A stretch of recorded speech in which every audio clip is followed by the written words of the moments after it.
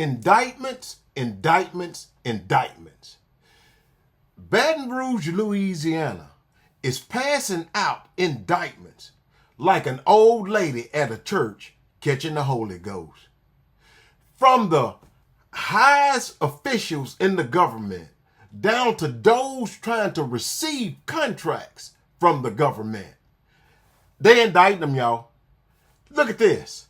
First up tonight from the WBRZ investigative unit. In the 2 years since the Attorney General's office began investigating the city parish for corruption, there have been 10 arrests, including an elected official, 2 government employees, and several prominent business owners. The investigative unit has been digging through court documents to put together a complete timeline of events. Bess Casserly joining us from the newsroom with how we got here. Michael, the state began investigating in late 2024 after a request from the FBI. Just 1 year later, the arrest began. Court documents say the fraud happened between 2021 and 2024, affecting several high-profile government programs. The first person implicated, Bradley Brown, a developer for city parish-run Housing for Heroes. Court documents accuse him of trying to defraud 3 banks of more than $1.2 million and stealing $25,000 from the city of Baton Rouge.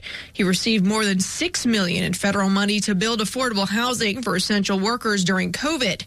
Those projects were ultimately approved by the Metro Council. Brown was just the first domino to fall in a sweeping city parish corruption probe by the Attorney General, Liz Murrill. Dealings within the Capitol. Listen, did y'all hear that? The first domino to fall. Y'all don't reckon that boy got down there and as soon as he got busted, he told on everybody else, do you? Area transit system were the first indictments from the Attorney General's office, where they say several contracts were not properly awarded.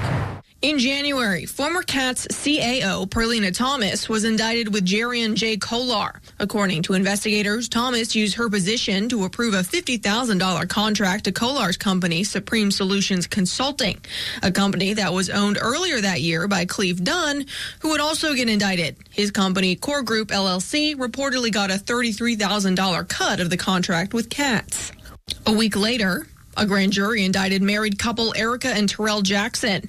Investigators say Thomas also awarded a contract to the Jacksons' company, Broad Innovation Marketing Firm, to work on a COVID-19 mitigation research grant. So they just keeping it in the family, y'all. What this here is showing is something like a family tree of criminals, sucking money up out of the government and taking food out of the mouths, housing out of the way of poor folk out in Louisiana. Every last one of them need to be in jail.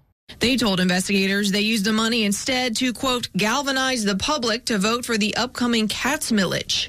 In 2021, in response to COVID, then Mayor Sharon Weston Broome launched her Safe, Hopeful, Healthy initiative.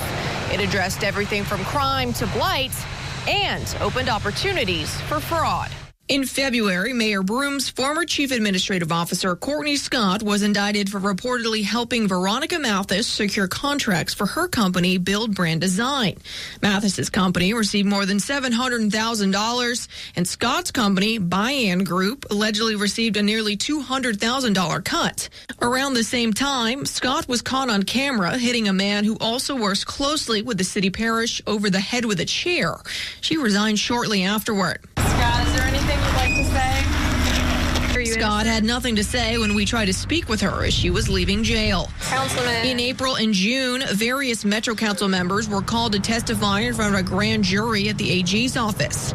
Councilman Darrell Hurst was the only member to show up with an attorney. He had this to say as he was leaving. I will say the one thing that I want people to know, that if you get subpoenaed to testify for a traffic accident, is no different than what happened today. You're a potential witness or an expert in a certain area. Just because you get a subpoena is not an indictment. Then in July. Look, y'all, where there is crime, there is poverty. And it looks like those who have public trust are making people poor. This guy just got up there and tried to associate what these people are doing with a damn traffic ticket. That lets you know how corrupt. Boy, these folks need to be in jail.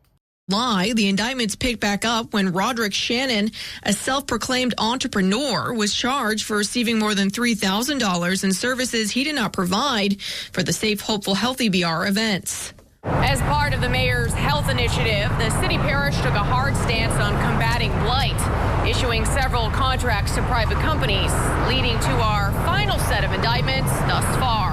The Jacksons, again, the alleged recipients of the funding, this time EBR School Superintendent Lamont Cole indicted with them. In August, he was accused of receiving kickbacks to help the Jacksons secure contracts during his time as mayor pro tem between 2022 and 2024.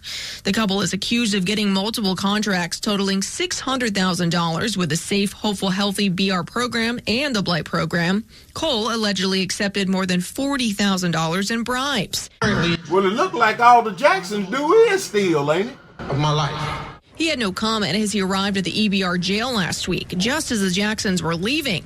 He instead issued a statement saying it was a miscarriage of justice and feels he will be vindicated. Now, sources say former Mayor Sharon Weston Broome was subpoenaed to testify by the grand jury, but it's unclear whether that has taken place. Y'all seen it. Corruption, corruption, corruption. Louisiana is about like Mississippi. It is poor. There are a lot of poor folk in Baton Rouge. Anytime you take in money from the poor, once again, anytime you taking money from decent working class people that's out here trying to make it, when you already receiving the salary from their tax dollars, what is it left for you to do other than to go to jail? And I mean for a very long time. What do y'all think?